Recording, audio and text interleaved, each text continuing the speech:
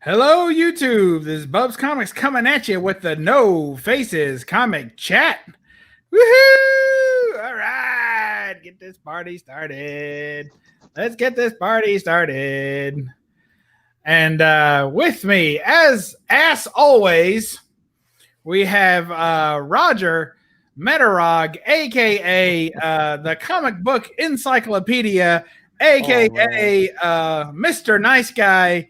And coming at you from the meta cave of Dem Dare Gratitudes, say greetings, everyone. Greetings, everyone. A lot of hyperbole in there, but greetings, everyone. Well, we need the hyperbole because it's a nice hyperbole day. And joining us all the way from somewhere Central America, we have. It's better than nowhere Central America, I promise you. Call it the Midwest, Bub. Carson Seawater, welcome. Hola, ¿cómo está? Now, I know I've made it big now. You know, I've been on all these other shows, but man, I finally get to be on the No Faces chat. I am extremely excited to be here. Thank you so much for having me. Are you saying we've never had you on? Are you sure? The only time I've been on is when you show why you don't show your faces. And then you got to show me and making all my dumb faces as usual. So this is my first appearance on this show. Nice. We had him on the pause. He was one of the pause. Yeah, I guess we call it a cameo appearance. Yeah, we're gonna have a cameo, but no, we've never had the pleasure, and I've been wanting to talk to this guy for years, so I am super excited to have him on here. And I promise we didn't think up our books on purpose. Total coincidence. Nope, total coincidence. But again, you know, what can I say? Great minds think alike. You say I'm an encyclopedia. This guy knows his stuff. I would not want to challenge him. Let me put it that way. His encyclopedia is signed, so you wouldn't want it. Maybe seen a couple signatures tonight. I got some there, and then I got some more coming up for you. So didn't want to disappoint. And tonight, does anyone know what our team name is? I do, well, since you put it on the screen. Well, I'm trying to help you, Roger. I mean, I knew it because it's a really good one. I mean, if DS was here, I think he would approve. By the way, we miss you, DS. Please come back soon. Please. Yes. I beg you, sir. Yes, we're the crossover Commandos. And Thank you, Roger. That means that none of us are wearing underwear. That's correct. Oh, no. Well, possibly. Well, you know, when you said the email, I figured that was inferred. So, you know, I'll never know. Oh, well. And of course, we are the No Faces Comic Chat. DS will be absent again tonight. However, we are looking at, we're probably going to do a special episode. Because DS told me what days he'll be available, what evenings during this shutdown we've got going on. He had to relinquish his laptop and room, so when this is all said and done, he'll of course be back at our normal time. But at some point, maybe next week even, we're going to do a special episode of the No Faces Comic Chat with DS at a special date and time. So it won't interrupt our regular time, but we'll do an additional episode with him if Roger's available. I probably will. All right. We'll work it out.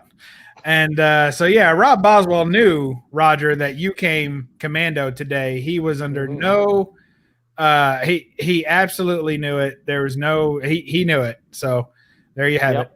Yep. He wasn't here early, and you know, he knew it. Yeah. I mean, I don't know if he, you know, maybe he got into the email or whatever, but you know, he knew somehow. And so also we have hailing from all the way.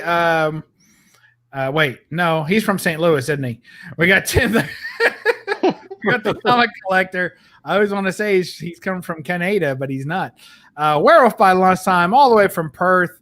We got Woody Warren, Metarog, of course, Jackson Roy Kirk's in the house, the unruly Simeon. I have a feeling that if unruly Simeon and I ever had our collections to get together, it would be electric. That would be some good collection. I think I'd like his collection. We've, of course, got Bigglesworth in the chat. Mike at Area 51. Hello. He just put up a video. I haven't got a chance to watch it yet. on some stands he was making for his NECA figures to show off. So looking forward to that. We got Kavi at the Comic Books NYC. We've got, of course, C. Woodard's here. Chaos and Comics. Oh, thank you, Chaos, for joining us today. Silver Age Dave's in the house with the greetings, everyone. Nice to have you, Scoons Comics. And he says, what does Scoon say? He says, well, it's time for another exciting, a thrilling, a comic book haul. Yes.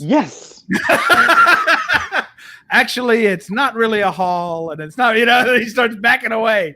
He builds up that excitement. Then he dials it all the way back down, just so he's like, well, some months back I bought a comic book store. I mean, it's not as impressive as it sounds, and I'm like, it's darn impressive to me. Yeah. He's like, these are books nobody really likes, nobody wants to see, but I'll show them anyway. And then the one book after another, I'm like, oh man, these are great. He's really that's what I'm like.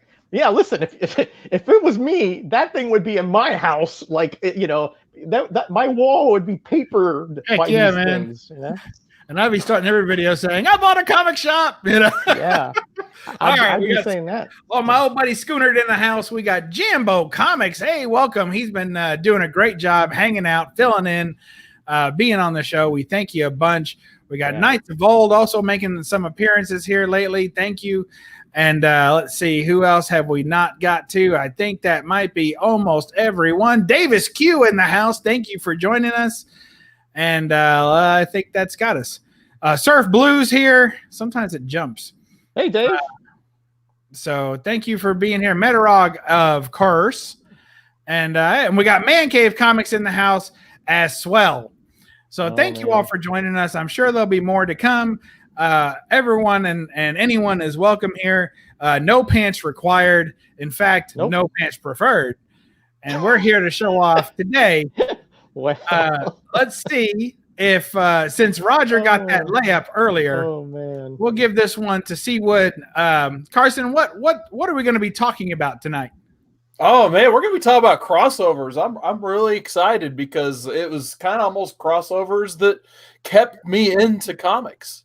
Ooh, I love it. Well, we can't wait to hear that story because it turns out that even though he's not on camera and he may or may not be wearing pants, Carson still can't contain his excitement. So this is going to be good.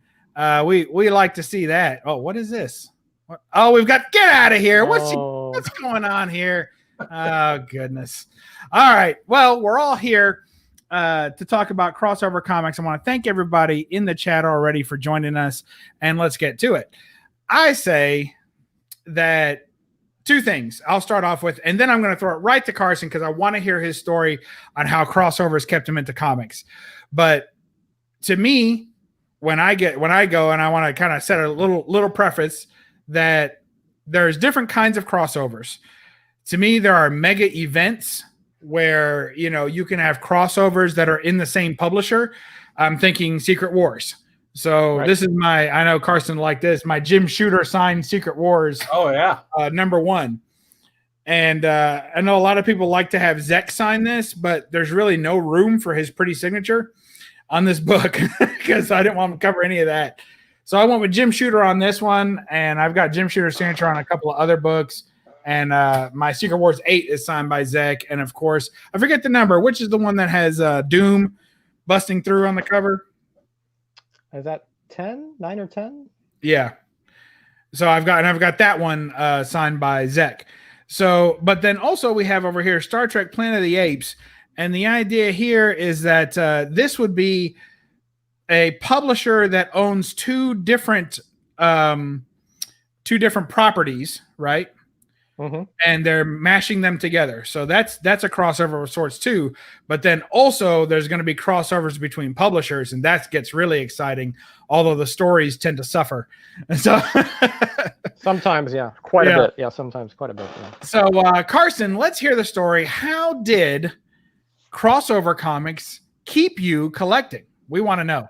So I've told it several times on my channel. The first comic I ever read was Superman 75. So that kind of got me into Superman, getting those Reign of the Supermen books. You know, I love me some Superboy, love me some Steel. But beyond that, when I started collecting, I had no idea, maybe besides like, you know, Batman and Wonder Woman and people who were in the Super Friends cartoon and that type of stuff. I had no idea who any of these characters really were.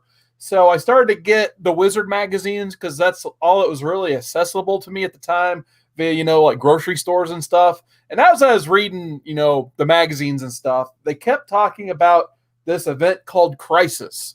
So I remember seeing the word Crisis pop up many times in some of these other DC comics I checked out. So I'm like, I really need to go after these Crisis books because apparently everything that's happening now is because of this event that happened in the mid-'80s.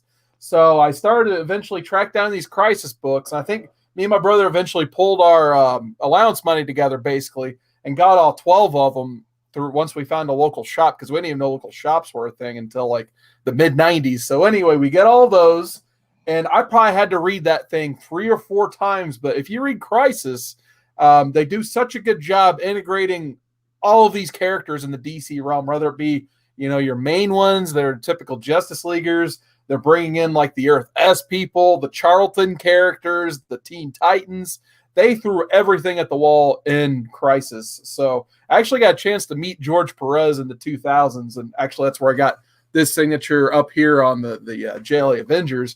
And I was telling him, I'm like, it's because of this book Crisis that I got to know the DC universe. And I really got invested into these characters and kept collecting DC because I read that crossover. So I think that crossover did a very good job of, you know, it gives you a premise that makes you want to read it, but then it introduces these other characters and you get to know them along for the ride. Cool. Very cool. That's awesome. I love cool. How you had to go back and get them. I thought that was great. Yep. It was a struggle, but eventually we got them all. I bet. And, you know, and that's before, you know, the readily available kind of, you know, mycomicshop.com and Midtown Comics where you could, you know, sift through virtual back issues, you know, and collect them all. So that's really awesome. I love to hear that. So here's my copy of Crisis number 7 with Marv Wolfman's signature on there. Nice. And cool. He was all right. I wasn't. Maybe he was having an off day. I saw him at a really tiny convention. And one thing that I've learned about small cons is don't hold it against the artist or the creator, you know, when they're not having a good day, because those small cons don't bring a lot of money. No. And a lot of times they're just disappointed that that they wasted a day on this thing, you know? Yeah. Yeah.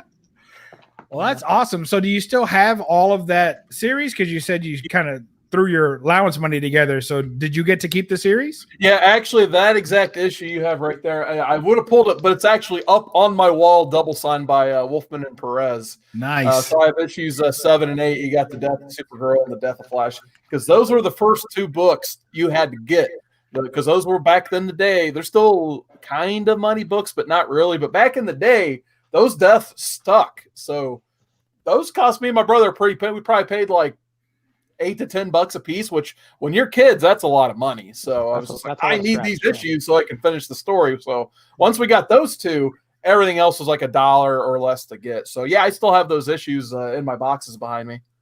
That's cool. I like that. So, so basically you just stole that money from, what was it, your brother, you said? Yeah, eventually I think I bought it, and then we each have it set now, obviously. But yeah, we kind of had the same joint collection for a while going. So I remember we did butt heads because we both wanted to reread that in 0 Hour at the same time. And yeah, we didn't like that because we were on the same issue, and that didn't work out too well. So wow, yeah, you guys know how that goes if you have brothers. Oh yeah, I do. Actually, a lot of my comics. I wouldn't say that my brother got me into comics, but I would say that my brother's comic collection, which was really just comics laid all over the floor of our shared room with covers detached. It was like a puzzle to put these things together. The centerfold would be ripped out. Maybe that's why low grade doesn't bother me, because my comics as a kid were all destroyed, sometimes missing half the story. It was really something, but but those were my first exposure to comics. Were just picking up his trash and reading through it.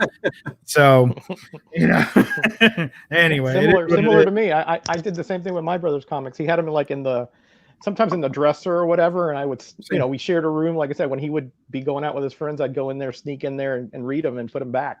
So similar thing. Yeah, luckily we had a joint dresser drawer as well. So we actually, before we discovered local shops, we mailed away and got all of our Superman stuff. So his name was on most of them, but once Superboy got his main series, my name was on that. So that was like the first piece of mail that had my name on it. So I think that's why I'm so attached to that character still to this day. Wow. Yeah. That's cool. Yeah. So Roger, Carson has shared something about his, I would assume, Carson, and then that's really your first foray into crossovers, right? First one you can remember? Oh, absolutely. Yeah. It's probably like that. And around the same time, 0 Hour, which no one really talks about anymore, but it was like the first big crossover once they brought back Superman, Batman, and they had the whole thing going on with Wonder Woman. But it was basically like a Band-Aid for all the plot holes that came out of Crisis was all it was. And then they used that also to move Green Lantern into the Parallax territory and bring in all of those Zero issues you see in dollar bins today. Wow. That's cool.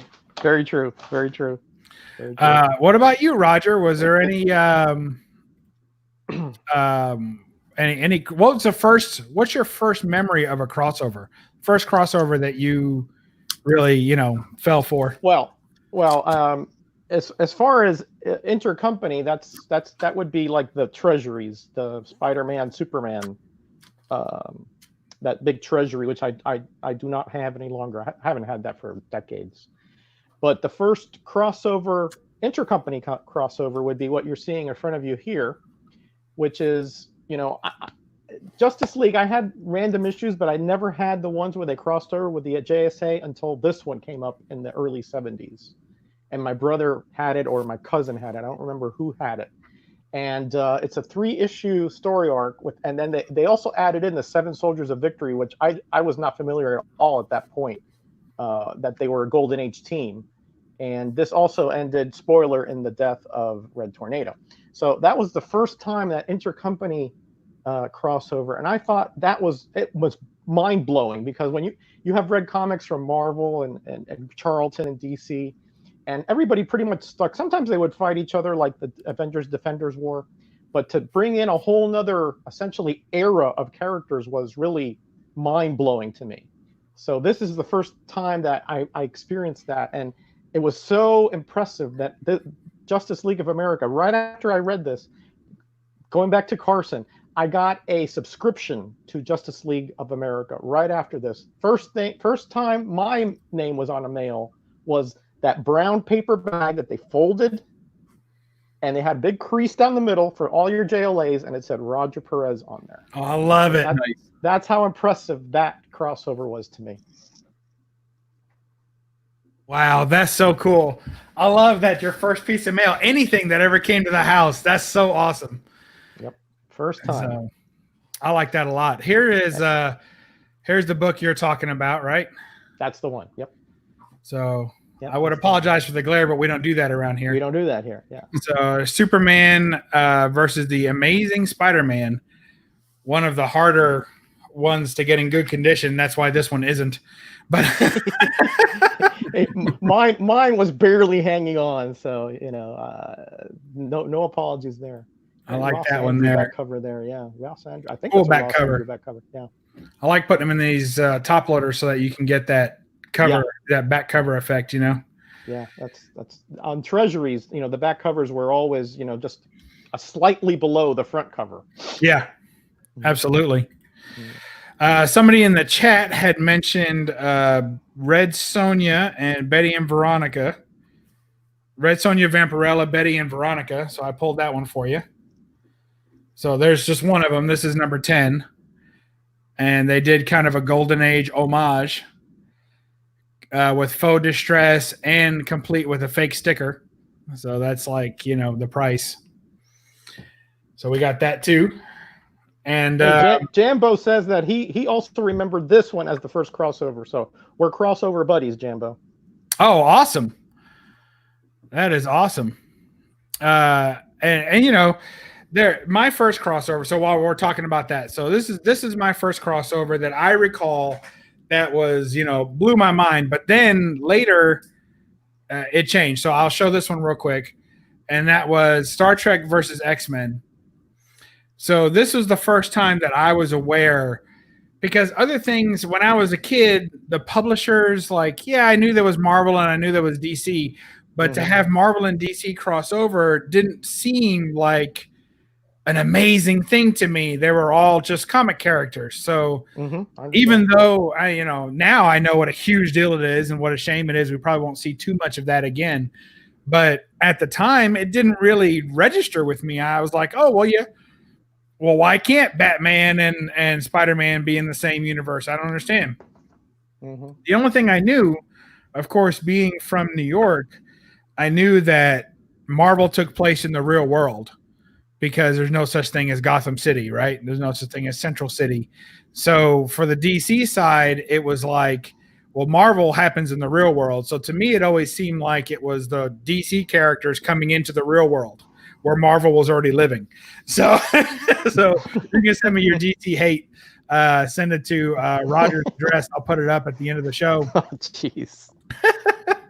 But this one, which is kind of a fun comic in itself, was my first exposure to crossover books, because I knew that although Star Trek had comics, and they had comics before me, right? So I knew that Star Trek had comics, but I had never really seen one, and they definitely were not comic characters. They were TV show characters, 100% to me. So to see them alongside the X-Men, whom by this time I was already well in love with, blew my mind. And when I got back into collecting, and I remember this book when it came out, but I didn't own it. And so when I first got back into collecting, it's one of the first books that I remembered, and I actually went looking for, you know. And I did find it in a shop, because even back then I wasn't actually I didn't know about online comics. You know, I wasn't buying from you know, I wasn't even buying from eBay at that time. When I got back into collecting, I was just, you know, trying to see shops, I figured that's where you got comics, right? Was at the comic shop. When I was a kid, I bought them at the newsstand. So, and comics and a comic store, but mostly, you know, eBay and all that stuff. There was no such thing as that. So anyway, great story, nice thick issue. It's got a lot of great spreads in it. All the characters are pretty much true to themselves. It's a fantastic book.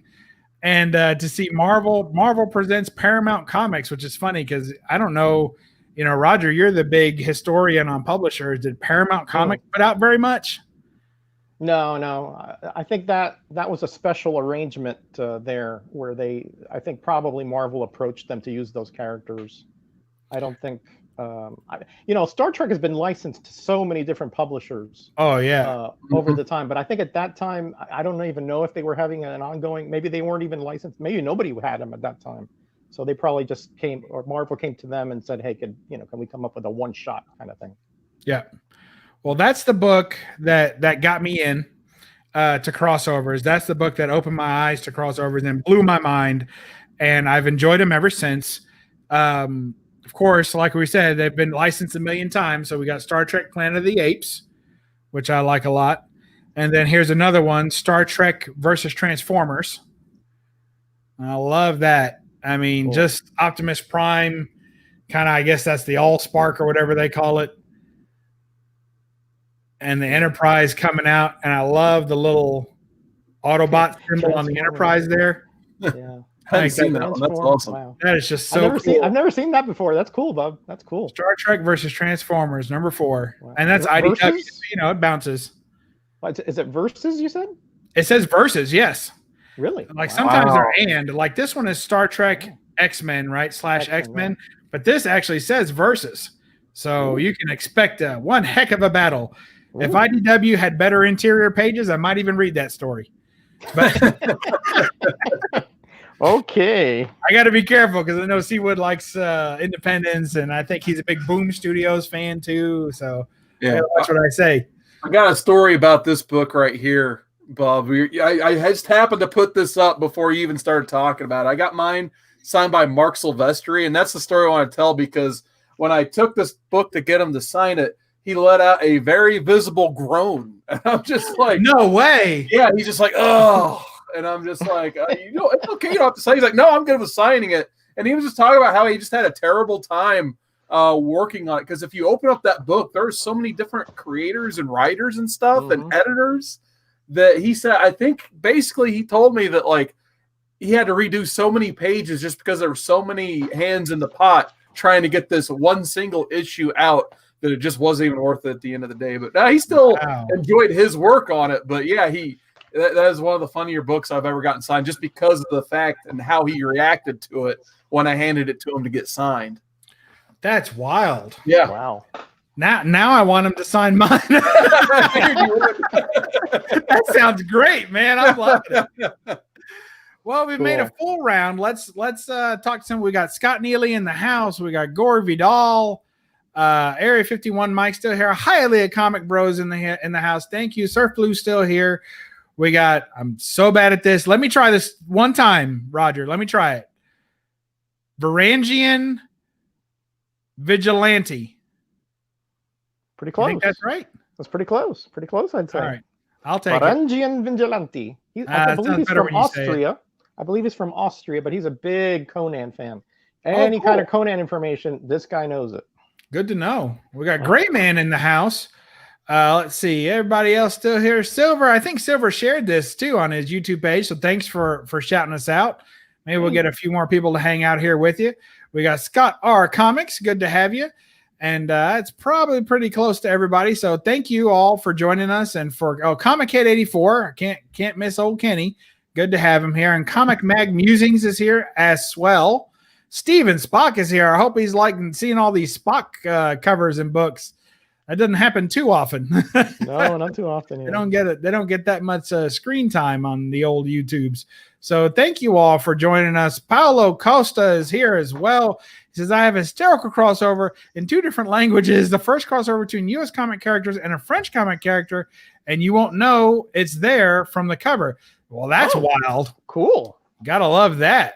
Cool. So, all right. So thank you all for joining us. Glad to have you. You guys make it happen. You make it rock. Make this place shake, rattle, and roll. So Carson, you got any more books you want to throw at us other than that great extra story? I'm not going to hold that as your turn. So no worries. That was more for me. I appreciate that. It was awesome. Hard start variants in the house. Probably another one of my favorites that I remember specifically is probably this one right here. Marvel Zombies versus Army of Darkness. This is around the time Dynamite was I've never seen that. Yeah, Dynamite was just taking the Ash Williams character and throwing it in anything and everything it could. There was a time I think he crossed over with Xena Warrior Princess just because Dynamite literally had both of the properties under their umbrella. So they're just like, okay, we'll do that crossover. And it was literally just called like Xena, Ash, Why Not? Or something like that. But I remember liking this one in particular just because it's actually a fun read. It's written by John Layman, who's done Chew. And he's done some Batman work and stuff. And of course, you got the Arthur Sodam covers, which were very hot at the time. Cool. But it's just a fun book. That you get to see Ash interact with these Marvel characters, and they coincidentally just happen to all be zombies. So it's doesn't take itself seriously at all. There's actually an issue, spoilers, I guess, where they kill off Ash, but then the next issue starts off. It just turned out to be the Ash from that planet, and then the other Ash we've been following is just fine. No reason whatsoever, and he gets eaten by Howard the Duck. Ooh. So, yeah. See, you say no reason whatsoever, but that's the beauty of these crossovers. Yeah. You don't need a reason. Exactly. It's great. Yeah. And then I guess to kind of go with the Marvel Zombies, I had this. I wanted to talk about this one, too, because this is Ultimate Fantastic 421. This is like the time they faked out a crossover. So they hyped this up as your big crossover between the 616 and the Ultimate Universe. So I went and bought this issue. And it turns out to be the introduction of Marvel Zombies instead. So it was hyped up as a crossover event, but then they completely faked you out, and then basically in the process somehow created the Marvel Zombies line. Nice. That book is definitely, that's the first Marvel Zombies. That's what everybody points to. It's so funny because you have all these Marvel Zombie covers out there. I mean, it's everywhere. And yet their first appearance is not in a Marvel Zombies book. That's awesome. Right. Yeah, there's So I think there's a last panel Ultimate Fantastic Four that I have where I think the zombies in the background or something, and that's about as close as I get to that. Nice. All right, what do we got? Roger, what do you I know Roger's always just chomping at the bit. He just can't wait. So let's take a look and see what Roger's got to show to the chat. Well, when we're talking about, oh boy, here we go. Oh, sorry. Well, yeah, sure you are. Yeah, I'm sure that was totally by mistake. Well, when you say crossover, this is the I remember at the time, we got this thing called a limited series, and we're like, what is that, right? I mean, I had never seen such a thing. Limited in what way? Was it, the fewer pages? What was it, right? So this is actually interesting history behind this limited series is that this was actually supposed to be an issue that came out on the 1980 Olympic Games, but because we boycotted it, that issue never came out, so it was sort of reimagined as Contest of Champions. Okay, and here you got everybody in the Marvel Universe. In fact, there's a splash page where essentially the whole Marvel Universe crew is in there. It's like they're in this big, huge auditorium. So I promise I'm not going to cut you off all this whole time. No, it's okay. But I just have to say that on that splash page you're talking about is one of my favorite micro piece of art, right? Because you have to. Everyone's so tiny on it. Yeah, exactly. And it actually has two of my favorite characters standing back to back. It's got Wolverine and Werewolf by Night back to back in that book. And doesn't happen anywhere else. And it's got just a tiny little piece of a panel, but there they are standing together. And I just thought that was awesome. Yeah, I know which one you're talking about. Good luck finding it. It's about 1 centimeter by 1 centimeter. It's the bitty thing, but yeah. But the funny thing about this thing is that, again, when you're talking, you actually got a couple different things, right? You got new characters. Most of them didn't stick, but this is what you're talking about, this double centerfold. And look, you see that it goes all the way back there. I mean, they're literally who knows who's back there, Cloak and Dagger or Howard the Duck maybe back there. We don't know who it is. It's just keeps going and going and going and going. And just fabulous stuff here. Fabulous stuff. Of course, look at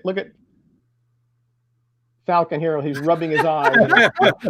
He's only mad because the frame doesn't show his plunging neckline, which he's very famous for. And there's Werewolf by Night right there, Bub. Oh, I guess that's not the panel. There's a panel in that book that has them side by side. It's really tiny. And actually, back to back, you can see both their heads together. I think I have seen that, but that's not here. This is the one, though, that I was talking about. Just had the whole Marvel Universe. That's so awesome. And here's Sabra up there, Israeli superhero. So again, this is the kind of stuff when I saw this, I was just thrown aback because, to a Marvel nerd like me and having every character in here, essentially, although most of them were not really highlighted, but still they were in there ostensibly. You even had like the Wizard, 3D man or 4D man, whoever that is, Jack of Hearts there, Captain Universe, Red Wolf. I mean, just about every one of these obscure characters, and that I love those obscure characters. So to me, this is the one that when you say crossover, intercompany crossover, this is the one that comes to mind as the big one, to me. As excited as you are with all that, I know that there's a significant portion of the chat that was watching you just working with that tape next to the book and the $3 price tag on the bag. And people are like, we gotta start a fund for Roger, the bag and board fund. That tape is about as old as you are, Bub. That thing does not stick to anything. All right? That does not stick to anything. That's why I did it that way. Otherwise, I usually take the tape off when I do that with the comics. That's awesome. I love it. I'll show a couple real quick. These are some kind of, I don't know. It's just a mix of books. here we have two of my favorite movie characters, right? As what I would consider movie characters. We got Predator and Aliens meeting for the first time. And Dark Horse Presents number 36. Nice. So of course movie there franchise is crossover. Very I nice. love it. Of course there is like a painted variant or something to that to this same book that's more sought after. So I have that too. So there's I love that cover. You got 3 times the xenomorphs on that one, so that's pretty tough. I like that. And then I'll just show another one real quick, just talking about movies. So this is, because we're talking about comic book characters and movie characters getting in together, and then sometimes it's just straight movie characters that you'd never thought you'd see at the same time. And here's RoboCop versus Terminator, another one that I remember from my childhood as being just perfect. Yeah. I want to see that so Perfect bad, pair. Yeah, perfect pair right there. So love that. And a pretty engaging story too. A very interesting story and a nice little mini series. That's a pretty decent book. I recommend that if you're a Wolverine fan. Listen at me. If you're a RoboCop fan or a Terminator fan, and heaven help you if you're both and you've never read it. But it's a pretty good story. I know Carson's probably read that one, haven't you? A long, long time ago. It's a classic, RoboCop versus Terminator. I remember playing renting the Super NES game as well. You can't not mention that thing. Yep. Oh yeah, good stuff. I used to have it. Yeah, I used to have that game. Yep. Count Von Strange has joined us in the house, plus James Gallegos.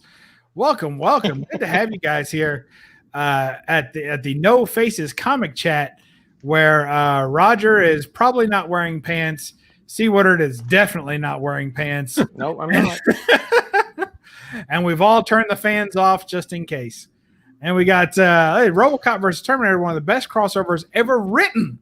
Look at that, says the V squared. How about that? That's what he said. Nice. So love that. And Mega Drive, I had it for the Genesis. And I still play it actually. It's a pretty violent game, pretty for the time. For the time, yeah. Pretty serious. Yeah, absolutely. Remember reading Batman versus Predator. Let me tell you something. Batman versus Predator is one of my all-time favorite crossovers. You're getting ahead of the game, Scott. Slow your roll, man. It's early. It's early for our favorites. We got lots to go. We got lots to got a lot to get through. But that is another fantastically written crossover. The art's pretty good too, but the writing, the story in that is just made for a movie. It works so perfectly. It really needs to be done. So anyway, that's where we're at on that. So I'll forfeit the rest of my time to Seawood. And go ahead. What have you got for us? Next up, I was talking about Ash earlier, how they were just throwing him into everything. So I want to talk about Freddy versus Jason versus Ash. And this is actually the sequel series. So it actually had 2 6-issue miniseries of just these characters fighting. And the cool thing about it is it's actually a direct sequel to all of the movies. So if you watch the movie Freddy versus Jason, it's actually one of the writers of that movie putting the sequel in the comic form, thrown in with Ash and everything that's happened to him in the Army of Darkness trilogy. So this one just happens to be called the Nightmare Warriors. So this is the follow-up to their first miniseries. And this one's actually pretty cool because I got to meet James Kwark while he's writing this. And I was telling him, about the movies I liked. I'm like, yeah, Nightmare Warriors. Any chance we're going to see the Dream Warriors from Freddy 3? And he's like, you're really going to like this book. And yeah, you get to see like Kincaid and the Wizard Master come back and all that stuff. But this, once again, it's just one of those crossovers that's just mind-numbingly fun. And I'll go ahead and throw up another one while I'm thinking about it. If we want to talk dubious honors in terms of like one of the biggest, worst failed crossovers, I figure I'd go ahead and put this bad boy up here. Good old Image United. This is one of those projects. I know that one. Yeah. And for some reason, I got it signed by Jim Lee. I have no idea why, of all books, I decided to get Jim Lee to sign this one. He did do the cover. That's his only contribution to the whole project. But this is where all the Image founders, except for Jim Lee, basically got together and were like, we want to cross over all of our main characters. And the caveat was they're each going to draw their own character. It's like McFarlane would draw Spawn and so on and so forth. And of course, you got like 10,000 variant covers. Like Jim Lee did this one variant cover because he's the 7th founder that didn't have time to participate in the crossover. And I think someone can correct me if I'm wrong. I think it ran 2 to 3 issues before they just scrapped the project because they couldn't work together to get a book out drawing it the way they were drawing it. So fun project when it first came out, but boy, did they drop the ball long term. Yeah. That is so cool and terrible all at the same time. Yeah. I tell you, there's a couple of those. I think Virgin Comics did one, and there's a couple of those inside the publisher, crossovers that just fall so flat. And then there were a couple I was thankful for that were in between publishers. I have to pull some of those out. All right, go ahead. What do you got, Metarog? Oh man, he's starting with these what was that kid's name? Access or something? All Access. Yep. That's the one. Amalgams. Yeah, the amalgams. Yes, the amalgam part was good, and the original part was good, but the Access run, I can't stand that one. Terrible. Yeah. Terrible. All right, let's see what you got. I choose to forget that actually occurred. I stop at the amalgams, although I prefer the way that my buddy Tim, the comic collector, pronounces it, amalgam. So I prefer that. I prefer that. Are we thinking that's right? I mean, it can't be right. If Tim says it, it's got to be right. So okay, we're going with it. So we're going with amalgam because I love the way that sounds better than amalgam. But anyway, and again, if we're talking about the importance of a series, and to you personally, this was very important to me because this came out right around the time when the Image guys were.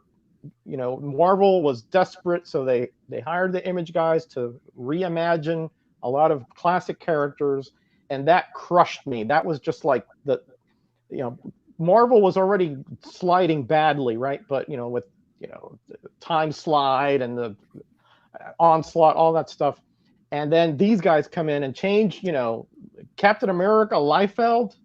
Talk about. Just absolutely why don't you just dig my heart out? Why don't you? So I was really down on comics, guys, really down on comics. And I had pretty much canceled all the Marvel titles that I was following at the time. And then this came. And again, Carson, we were talking, right? That, the dream, the fanboy dreams coming alive. And this, that's what this was, Can you imagine the Flash and Ghost Rider together in one character? I mean, this is so good. My only regret is there was only one issue, but look at this. Who thought of this brainchild? Steve Gerber, some kind of Steve Gerber nightmare here. Lobo the Duck. Beautiful. I mean, of course, a natural kind of merging. Captain America and Superman, and of course Sergeant Rock and the Howling Commandos. I mean, this stuff is. I couldn't wait for the next week because you never knew what other things were coming up. JLX, the JLA, and the X-Men. I wasn't a big X-Men fan, but boy, now this is the one that got me, guys. Right here. I'm a huge Metal Man fan, and they were pretty much out of the picture at DC. So. Here we got Magneto and the Magnetic Men, the merging of the Brotherhood of Evil Mutants and the Metal Men. And then not only one, but we got 2 of these, okay? The Magnetic Men. And notice how they have the confrontation cover, like X-Men 100 kind of homage here. So I'm not gonna take up too much time, but boy, these are great. Here we got Wonder Woman and Storm. Come on. I mean, if you're a fanboy, this was a dream combination right here. John Byrne on that. Oof. And look at this. We had Elektra and Deathstroke. Oh, come on, just beautiful stuff. And of course, for you Batman and Wolverine fans like Bub, this must be a dream merging Wolverine and Batman. Come on. Absolutely. When I was first getting into comics, I was going to show it. I can't find it. I have it around here summers, though, as they say. But this right here, when I saw this, that blew me away. Seeing that Dark Claw It blew me away. And the first time I saw it was actually in a trading card form. I remember seeing it in trading card form, and I was like, "What is that? I have to know." It was at a comic shop, and then sure enough, and I remember having this book when I was a kid, and then not having it. Who knows what happened to it? So you know how that happens. So, but I know that at one time I did own this book, and I had trading cards and stuff with it on there, and I just loved it. So good stuff. Yeah, Iron Lantern, Green Lantern. I thought I had all the Amalgam books, but then I keep finding a couple here and there that I didn't know that I was missing. So I keep picking those back up. So very. There were 2 different series of them. So you have to remember, you have to have, I believe it's 24 in total. Is that right? I have them here. Hold on. I've got like 20, I think. 1, 2, 3, 4, 5, 6, 7, 8, 9, 10, 11, 12, 13, 14, 15, 16, 17, 18, 19, 20, 21, 22 I have. Oh, and plus that one. So it is 24. Yeah. Okay. 24. So love that. I'll show off a few more books. We've got, since Batman was mentioned in the chat, we'll show Batman 66 meets the Green Hornet with a nice Alex Ross cover. And I just love, see, I'm going to turn it for you so you can see it a little clearer.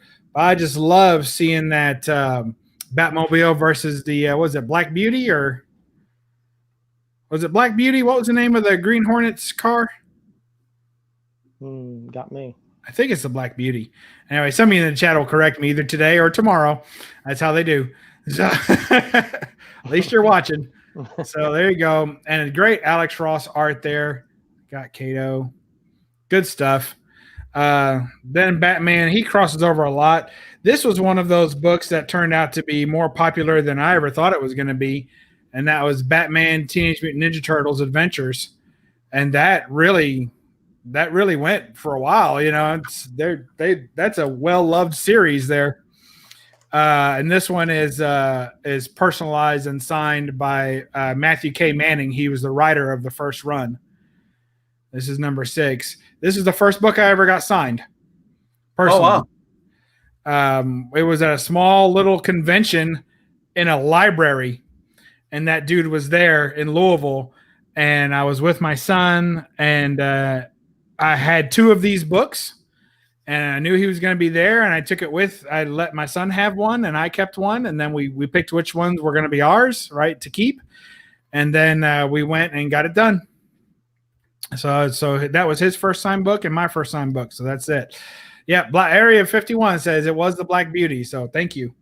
Oh, then this was mentioned already once. Batman versus Predator, number 1 of 3.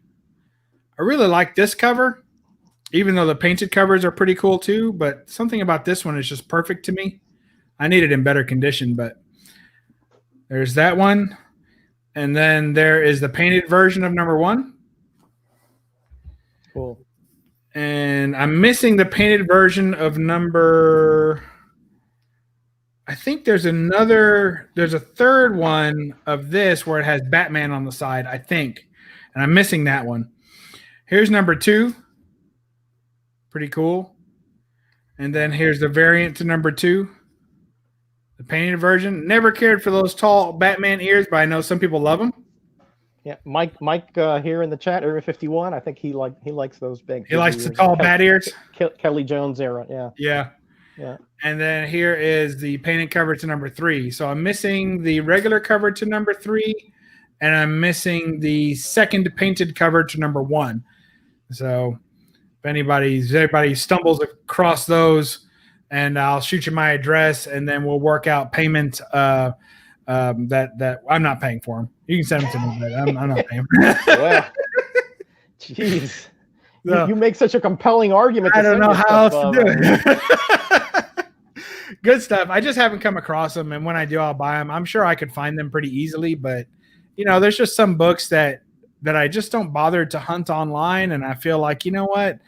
I'll come across them. It doesn't really feel like the same kind of hunting when you're just going to like Midtown Comics and buying a book for $5. Like, I don't need it that badly right now. So if I come across it in a shop, I'll probably buy it. Even if it's $5, I probably would buy it. But Yep. Area 51 loves those Kelly Jones. All right. That's my little Batman crossover group. I probably have a few more. I just can't think of them right now. All right, Seawood, what do you got on deck? So you beat me to the punch on the Batman TMNT. I'd say in terms of like crossovers that are kind of still current, I really enjoyed these Batman TMNTs. Probably the third one's honestly my favorite though, because going back to this is the one where they kind of get into the crazy amalgam stuff where they start mixing the Turtles with the different Robins. So you have like Raphael mixed with Damian Wayne Robin and that type of stuff. So you can tell James Tynion is just such a huge Batman fan, as well as a fan of like the old stuff like DC versus Marvel. But I had to put back up my DC versus Marvel because that was the first book that, I mean, I was really getting into the Marvel characters at the time. I really only knew the X-Men from the TV series. So kind of while I was talking about DC and Crisis, this is how I got to know a decent amount of what was going on in Marvel in the 90s. The only thing I really knew comic book wise that Spider-Man was a clone because they had so many like posters and handouts at the comic shops to kind of let you know what was going on there.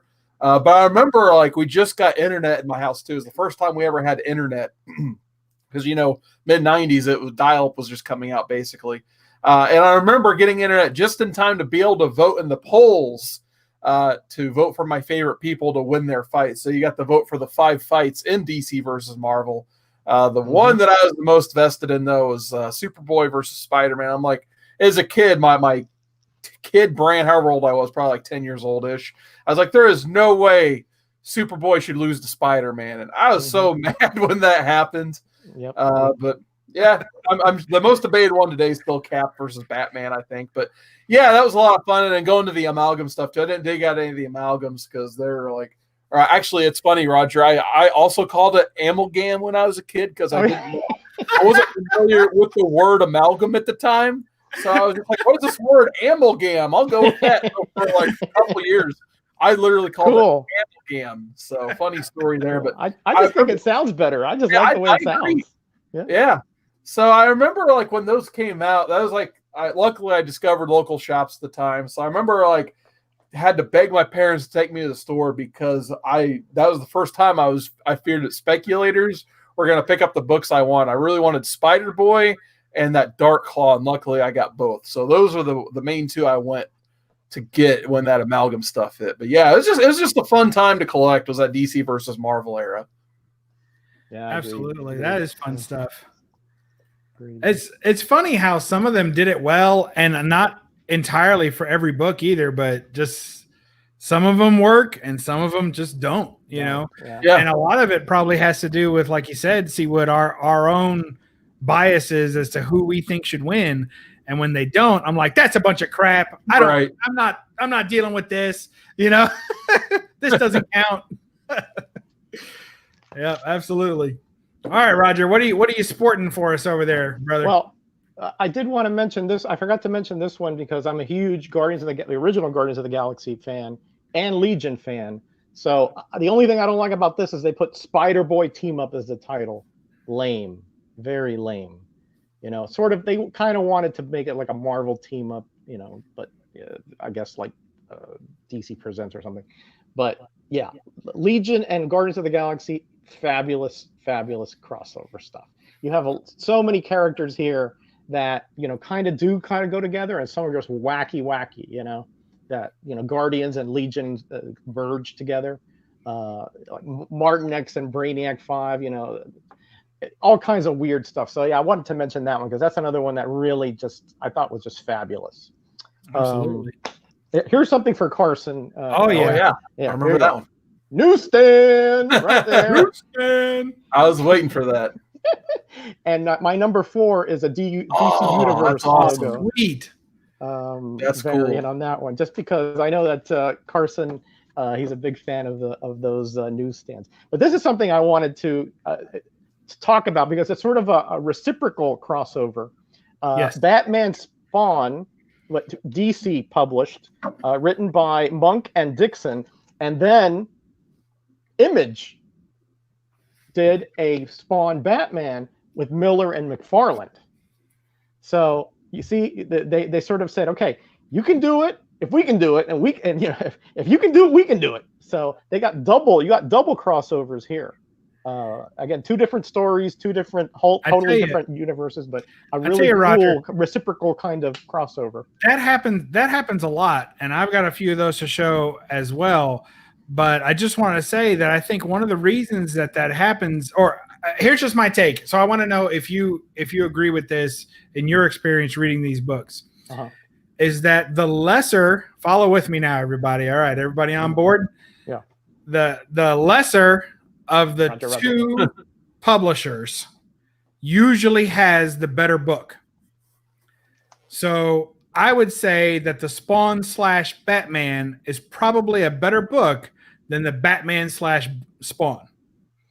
I would agree with that. In this case, I can't say if that's always the case, but in this that's case, what I'm asking. So have you seen that in other? Because I have several of those flip-flopping, right? Or like you say, reciprocal agreements. And it seems to me that the lesser publisher always has the better story, the better art. And I think it's because, I don't know if like when they give it to the guy at Marvel, the guy at DC, they're like, you mean we got to draw this crappy character?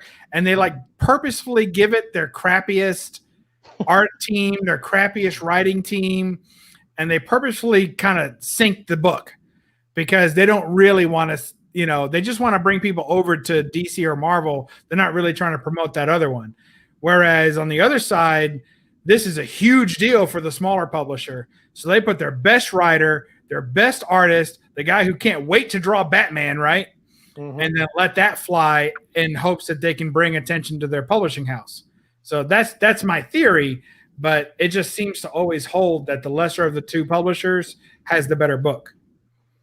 It makes sense to me. Now there's and I was going to tell Carson this, if we were talking about like crossovers that didn't work, that, when Marvel and Malibu merged and then they did that crossover event, man, that was horrible. I mean, absolutely. Talk about two universes that just did not mesh at all. But that was sort of a different dynamic because I think Marvel had bought Malibu at that time and they were sort of trying to introduce them into the Marvel universe. But I think, Bub, what you say makes a lot of sense, right? DC really has not a lot to gain and everything to lose, and Image, up and coming at that point, had a lot to gain. So it makes a lot of sense. Yeah, they do. Well, did you have another book you want to show? I kind of cut you off there. I don't want to. No, that was it for that. I mean, I have this Batman Punisher, which is, it's okay. It's sort of they sort of get thrown in together, Jigsaw and Joker, and this is not Bruce Wayne Batman. It's John Paul Valley, I think. I didn't care for it. Nightfall Batman, or Nightfall, whatever he was. It wasn't Bruce Wayne Batman. No. I didn't care for it that much. Denny O'Neil wrote it, but I think he was, sleepwalking through it. But so that's one that to me just didn't work well. I mean, they kind of got together to fight the villains, and then it's sort of the same trope, and then at the end they fight each other, and then they sort of disperse. Right, of course. Yeah. We started off as enemies. We combined forces against a common enemy, and then we left as enemies. Yeah. Same it's 1, 2, 3. Uneven friendship that now has to end. Yeah, I don't know about all that. We ended up. So here we have some more of those reciprocals. I'll show these real quick. So we have Wolverine and Witchblade. Oh yeah. Nice. And then it kind of morphs, and that's Michael Turner cover there. And then it kind of goes, here's another Wolverine Witchblade, which is just, the like I can't help myself, right? So I bought both covers. We know you, Bob. But look at those claws. My goodness. I think half of them go down his pants or something, like in his pocket, because what are you going to do with those? Where are they coming from? They must go all the way up to his shoulder when they pop. And then we got Witchblade Wolverine. So that was Wolverine Witchblade, and this is Witchblade Wolverine. So they like to do that a lot, going back and forth between the titles. And then I was going to show this one, and I don't know how you guys feel about this counting as crossovers, but the first time that someone meets another team in the same universe, So like this one to me, Marvel Team Up Annual 1, where you've got Spider-Man and the X-Men for the first time. I love that. Yeah, now, what is this? Is this the first X-Men out of title? I think. You mean the first new X-Men? Right. Yeah, I think so. I think so. Yeah, and that's a Cockrum cover there, right? Yeah. Yeah. So I bet you it is. Yeah, that must be pretty early on. Yeah, maybe 6th or 7th appearance or 8th, somewhere in there. It's before Along Came a Spider, I think. I think so. Yeah, it's before Burn too, right? So yes, that would be probably in the first year or so that they were out. So yeah, that makes sense. Yeah, so but actually, I think there's the first time maybe is it Marvel Team Up 53? I think is after this one, right? Where they appear just in the first few panels. Yeah, because this is Annual 1. Okay, so it's definitely before that, or should be. Yeah, well, they didn't start the annuals until much deeper in the run of Marvel Team Up. But yeah, I seem to recall it is afterwards. Yeah. So I was going to show that one, and here I'll show a few more since this will probably be our last little round. There's Hulk and Superman. Mm-hmm. Love that one. That's a weird looking Hulk. Superman. I had 2 copies of this. Frankenstein Hulk. Both of them were near mint copies. So I read one, which stopped it from being near mint, sold it, and kept this one. So there you go. If I ever have to read, is that Steve Rude cover? Yeah. Yeah. Okay. Looks like him. Yeah. And Al Milgram, I think, did the work on it too. So good stuff. And then I'll just show this one. Harley and Ivy meet Betty and Veronica. So if I'm going to show books, there's probably going to be an Adam Hughes book in there somewhere. Mm-hmm. So there you go. Rude. Is that an homage to? I think The Usual Suspects. Suspects? Yeah. I mean, anytime you see the backdrop of that, you kind of assume that's what's going on. Mm-hmm. It's such a classic thing. So, anyway, there you go. That's going to be probably my books for tonight. There are so many more. There's so many more. So I'm looking forward to seeing some more. What do you got, Seawood? No, these are probably my last. This is probably my last one here. G.I. Joe Transformers. You guys were talking about like when 2 companies come together, but they have 2 different versions. Oh yeah. So Image did G.I. Joe versus Transformers, and I think it was the Dreamwave label at the time who did Transformers versus G.I. Joe. And I actually kind of prefer the Image one a little better, just because Josh Blaylock was writing it, who is now running Devil's Due. He was doing the G.I. Joe book for Image at the time. And I thought it was a very underrated run of G.I. Joe. Whereas I think the Transformers one was still headed up by Pat Lee, he'll draw phenomenal Autobots and Decepticons, but his human characters leave a lot to be desired. So I remember getting into this one quite a bit more. But, kind of going back to – and then right now I'm going to wait for the trade to come out, but I'm really looking forward to reading Turtles and Power Rangers. That's just the 90s on a page right there, so I can't wait to read that.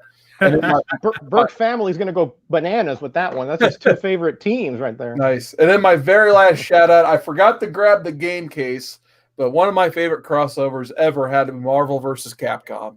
Just saying.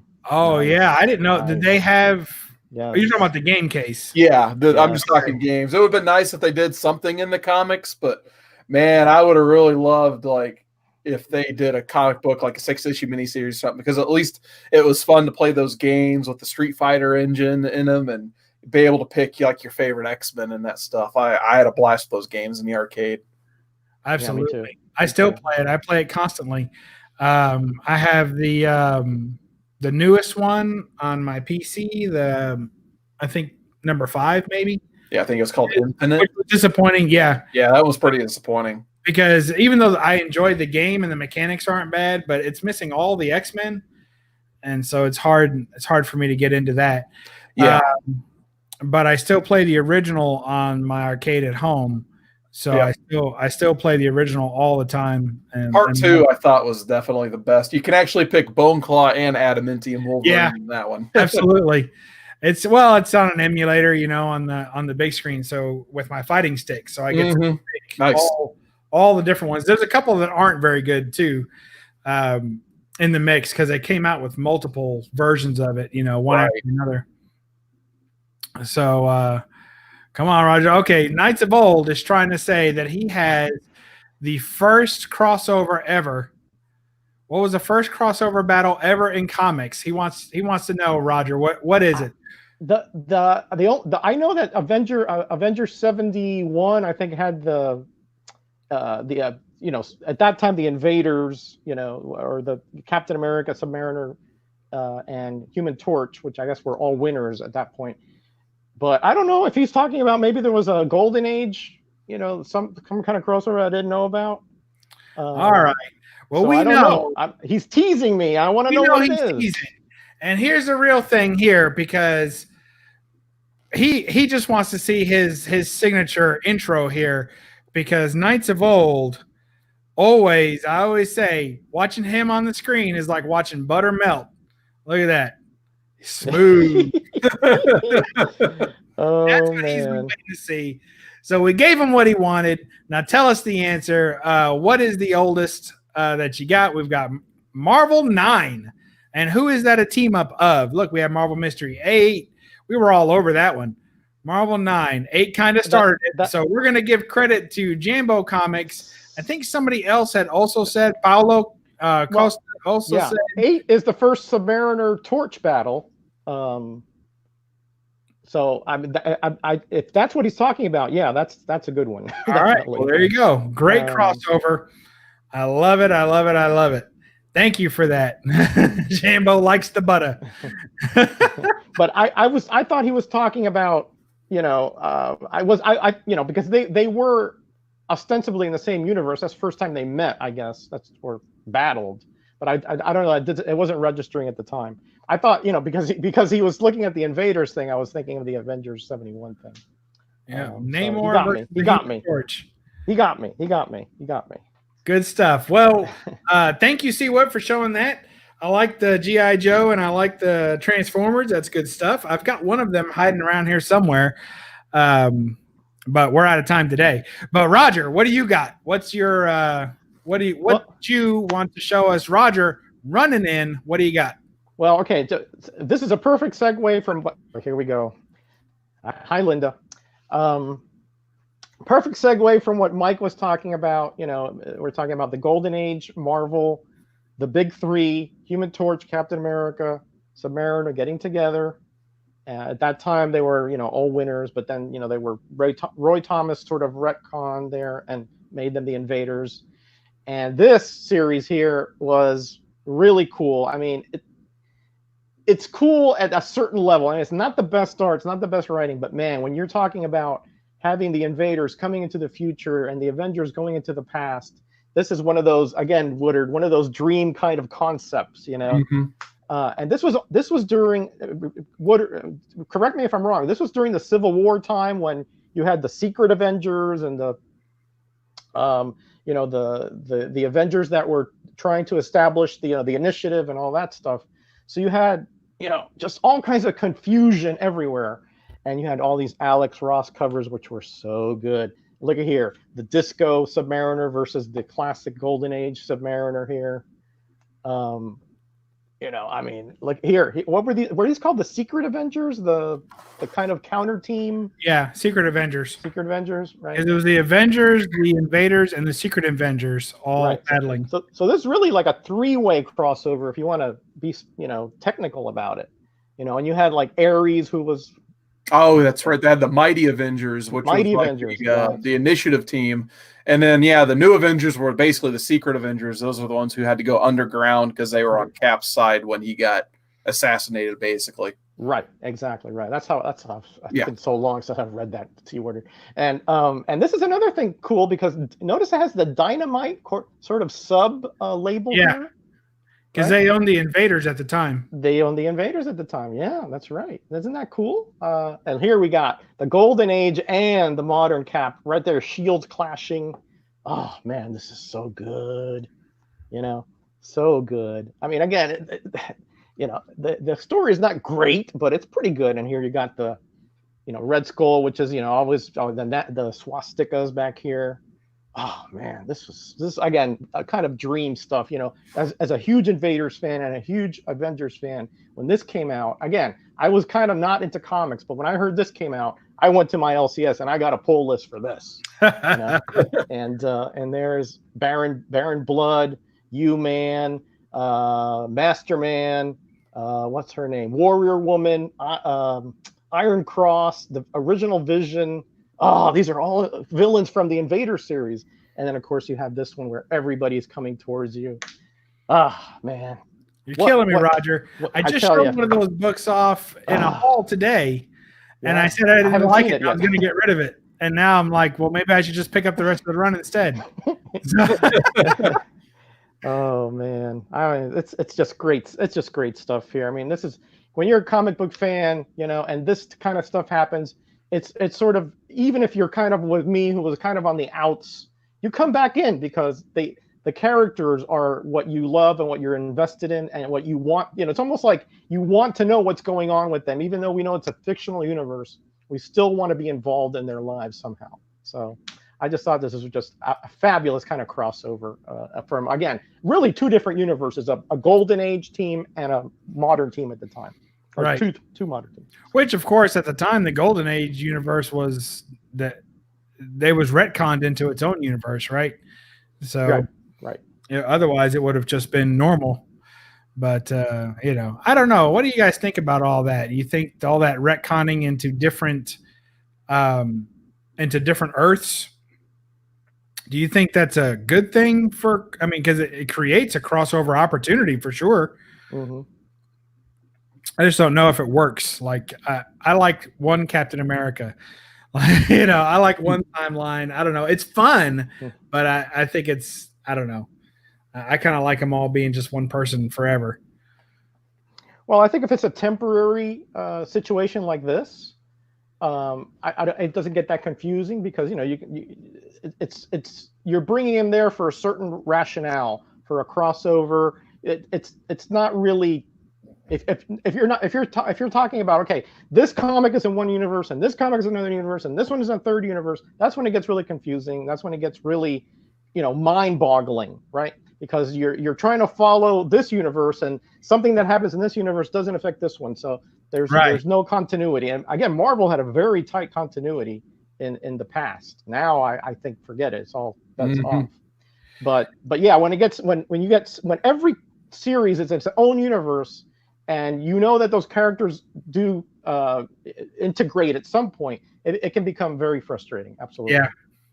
Well, I mean, there's no doubt that the continuities are almost impossible to maintain when you have the same character in 5 titles at the same time. I mean, how can you possibly have, you know, the same? You have to have, I prefer, you have one character, let them take a break, you know, from one thing and go on to doing something else. Like I remember when Wolverine and the X-Men died in Fall of the Mutants, right? Mm-hmm. And then that's what started Wolverine's own adventures, you know? Mm-hmm. He was away from them. The team had split up. It's a perfect time to do that. And I think that's what you should do. And then bring everyone back together when you can, you know? If you're going to do things like that. But. Well, just whenever Roger's book, Avengers Invaders, was going on, I think Wolverine was literally in every Marvel title because he was in all of the X-Men books that were running. He was, I think they had 2 Wolverine titles. And then, plus New Avengers, he was in that as well. And whatever, if he was in Civil War and or House of M, he was in both of those too. So it was hard to keep track of Wolverine specifically, let alone like Spider-Man and the other characters who are used. There was a time when Spider-Man was on every comic book cover just to try and sell the book, you know. Yeah. But those stories were always more like cameos or secondary parts, or even if he was in, say, a team-up book, they never had any consequences. They always made sure that they were in storylines that were consequence-free. That way they could say, well, this was just a 2-day adventure for Spider-Man. Then he went home, did some homework, and then tomorrow he's off to another adventure. You know, that's no problem.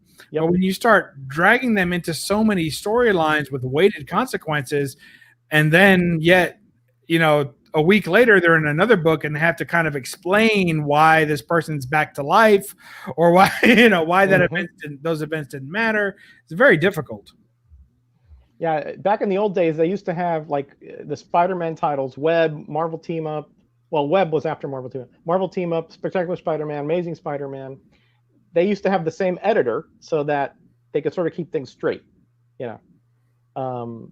You know, it wouldn't be summer in one issue and then winter in the next, etc. But I think that kind of thinking has gone by the wayside. And if you're an editor for one title and that happens to be the title that comes up for on your spreadsheet or on your worksheet, that's the one you have. Yeah. And since there's not that, again, I may be wrong about this, but at least back in the day, I remember definitely that they would try to have the same editor on titles that had the majority of the characters in those books, like Avengers. You would definitely have the same editor as like Captain America, Iron Man, Thor, things like that. Or at least they would be able to communicate. They would able to have, they would be passing over the plot lines, things like that, so that they knew what was coming up and they wouldn't controvert it in their title. Yeah. They the editor kept a thumb on it, didn't he, to make sure that that people weren't getting out of line.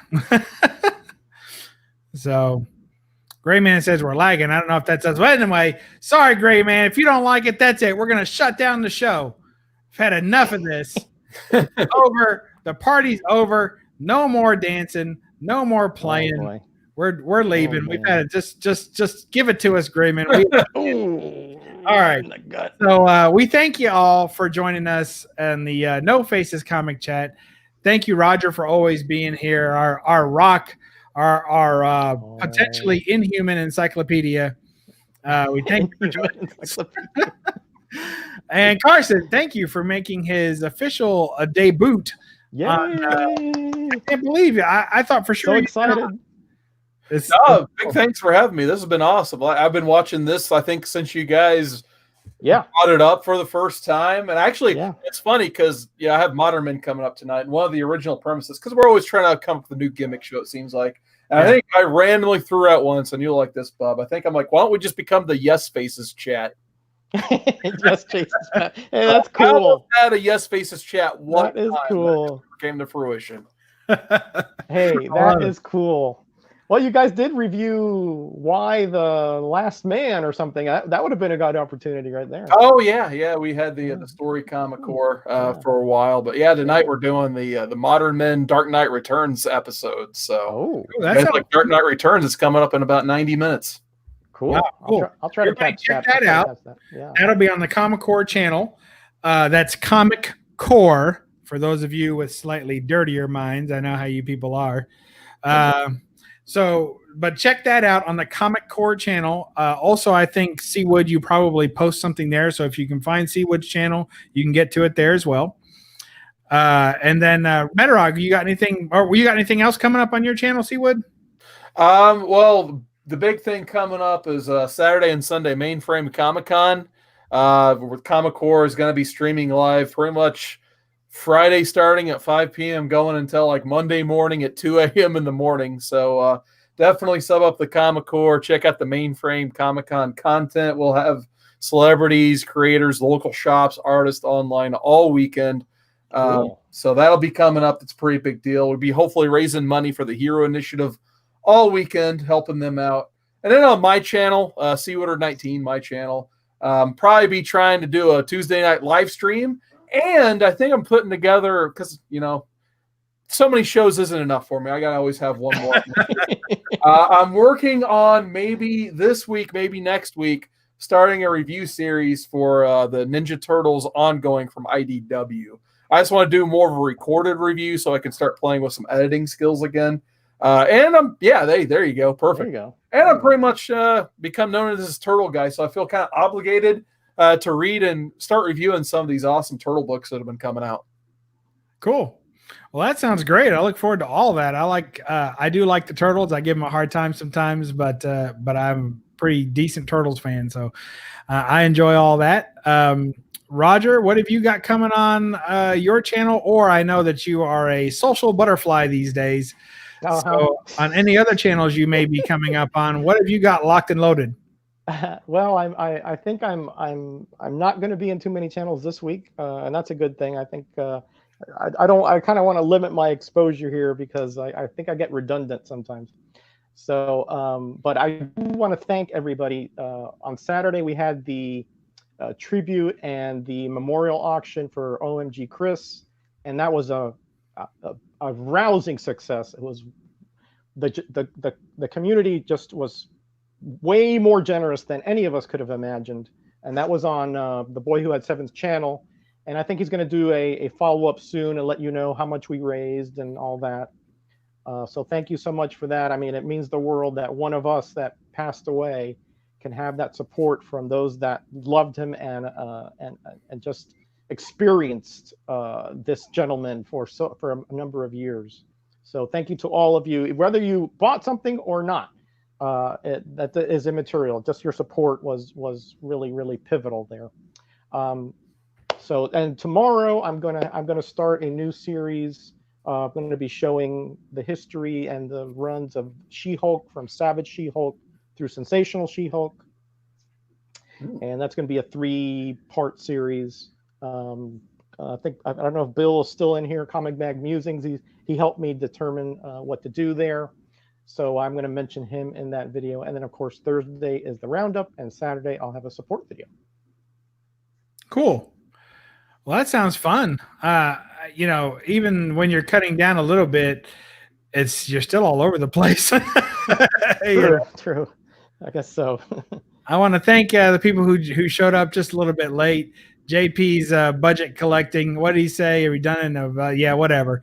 We got. I didn't put anybody up to anything. I know. You got friends all over the community. I mean, I'm a blessed man. What can I say? I'm a very blessed man.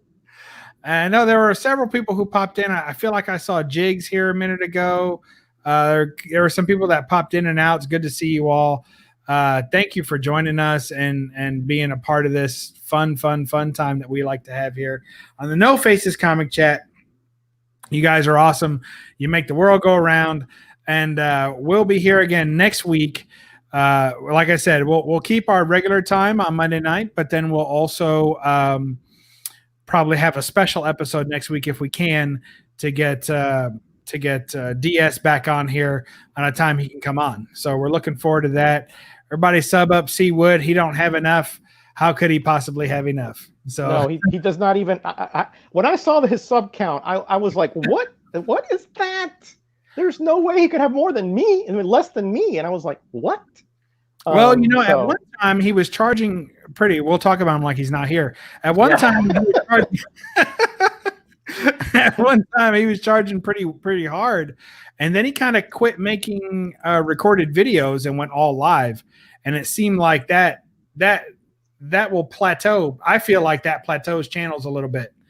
If you got to have something we can keep watching over and over and over again. So Seawood, one of my favorite series is that he did was the signature series, and I know you can't do that all the time. Yeah, and especially if you get some more conventions to go through. But your live stuff is great. Your pre-recorded stuff is great.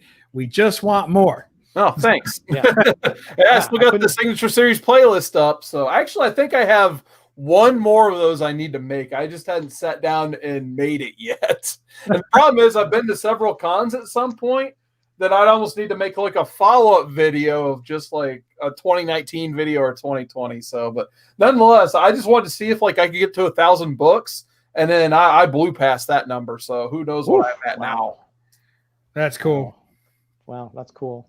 Yeah, please sub up to Seawood, because I mean, I tell you this, he was one of the very first channels that I remember seeing, and I was saying, man, this guy is so impressive. Oh, I mean, he has a love for comics. He goes into the stories, the creators, how he acquired them, the memories behind them. Everything that makes comics special, to me, is in Seawood. So, if he's not at 1,000 subs by this year, there's something really wrong with this community. This guy is really awesome. You are too kind. Good stuff. Well, we will. I want to thank you all. We're skirting on time. I know there's several shows going on. I think Travis is putting on a show as well where he's going to be interviewing Jim Mint Collectibles. Bueller, I should say, Comics with Bueller. So good stuff for everybody. Please sub up everybody if you can. I know it's more difficult to sub people out of the chat now. YouTube's kind of restricted that for a while. But I say once they get humans back in the seats, they'll probably get back to that. But if you can, take the time, sub each other up, get to know each other. It's a great community. We'll be back next week on the No Faces Comic Chat. Everybody want to say their goodbyes. Seawood, what's your classic goodbye? I can't think. I don't even think I have a classic goodbye. You've got a catchphrase. Off with Sting is in the Raptors because I used to watch WCW Nitro when I was a kid, and during the NWO era that everyone loves, they'd always sign off. It'd be Tony Schiavone's the commentator, and Sting would always be like coming out to attack the NWO, but somehow they'd always miraculously be out of time and they just cut the feed. So usually when I was doing my live show, I'd just be like, oh my God, Sting's in the Raptors, and just flip the switch off. So that's the best I could ever come up with. So, I like Sting's in the Raptors, guys. Roger, you want to say your classic goodbyes? Yeah, and I'm going to add a little something. Great chat as always, man. But in honor of OMG Chris, the rest of this month I'm going to use his mantra, his sign off, because it really did speak to who I am as a collector. So I'm going to say, everybody, be blessed and be back, but also collect what you're passionate about. Mm-hmm. Yeah, and I always loved how he had the Braveheart pop. He was freedom. So good. Freedom. I love it. And Bub's Comics, we'll just tell you to read a comic. And of course, don't apologize for the glare. We'll catch you next week. Bye-bye.